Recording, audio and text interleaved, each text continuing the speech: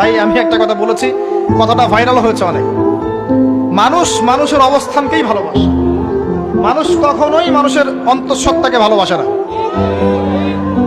অবস্থান আপনার ভালো, আপনার পিছনে মানুষের অভাব থাকবে না। আজকে আপনার ক্ষমতা আছে, পাওয়ার আছে, খ্যাতি আছে, ইত্যাদি আছে, মানুষ দেখবেন পিছনে ঘুরঘুর করছে, ঘুরঘুর করছে, এবং এরা কিন্তু সবাই সবার স্বার্থেই ঘুরঘুর করছে।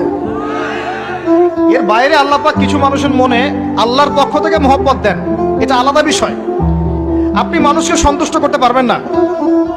পরিবার, বাবা মা, ছেলে মেয়ে, বউ বাচ্চা, কাউকে সন্তুষ্ট করতে পারবেন না। 100% আপনি কাউকে সন্তুষ্ট করতে পারবেন না।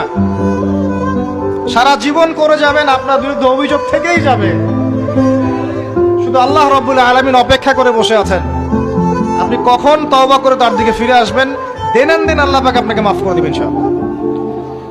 আল্লাহ পাক বলেছেন, শুনেন, ইল্লা মান তাবা, যে অনেক গুনাহ করেছে, শিরক করেছে, জিনা করেছে, মদ খেয়েছে, বেদাত করেছে, হারাম খেয়েছে, আল্লাহ পাকের অবাধ্য হয়েছে, নামাজ পড়ে নাই, যাকাত দেয় না, ইত্যাদি ইত্যাদি অনেক অন্যায় করেছে,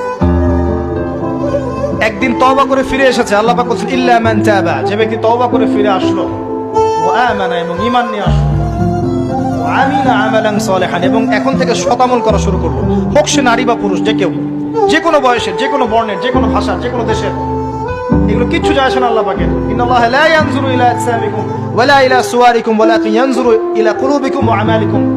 আল্লাহ পাক শুধু কলব দেখেন, আমল দেখেন, রক্ত মাংস বর্ণ এগুলো দেখেন না। আল্লাহ পাক ফিরে এসেছে, আমল, ঈমান এনেছে, আমল সালেহ করেছে। আল্লাহ পাক বলছে, উলাইকা, এরাই তারা, ইউবাদদিলুল্লাহু সাইয়্যাতিহিম হাসানাত, এরাই সেই ব্যক্তি যাদের সমস্ত গুনাহকে আমি আল্লাহ নেকি দিয়ে পরিবর্তন করে দেব। আল্লাহ অপেক্ষা করছেন আপনার জন্য।